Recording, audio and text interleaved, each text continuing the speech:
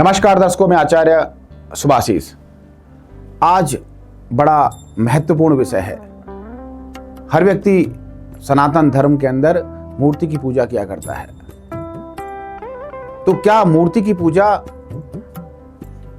करनी चाहिए या नहीं करनी चाहिए? कहां तक इस बात को हम सच मानते हैं, इस बात पर चर्चा करेंगे।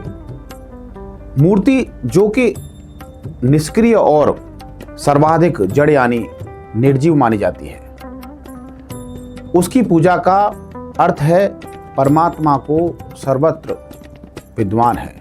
इस बात को एक्सेप्ट करना, यह स्वीकार करने की भावना है कि जिस परमात्मा का अंश हमें सजीव प्राणियों में दिखाई देता है, वही निर्जीव मूर्ति में भी विद्यमान है। यह दर्शाता है कि ब्रह्मांड की हर वस्तु में दिव्यता, डिवाइनिटी मौजूद है।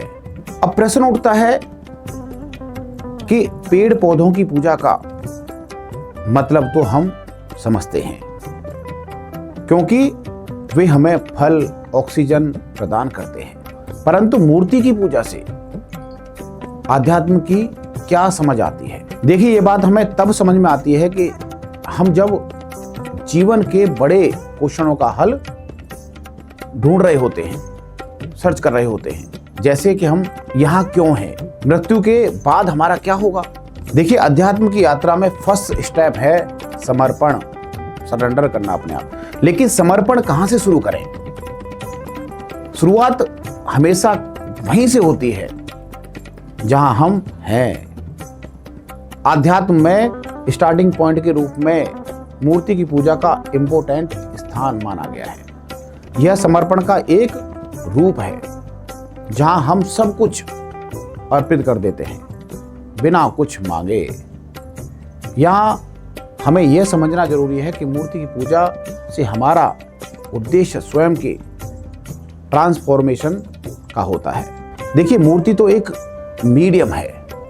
इस प्रकार की पूजा से हम खुद को डेवलप करते हैं और ज्ञान की ओर बढ़ जाते हैं। सनातन धर्म की यह स्पेशलिटी है कि यह आध्यात्मिक विकास को सिस्टमैटिक तरीके से देखता है।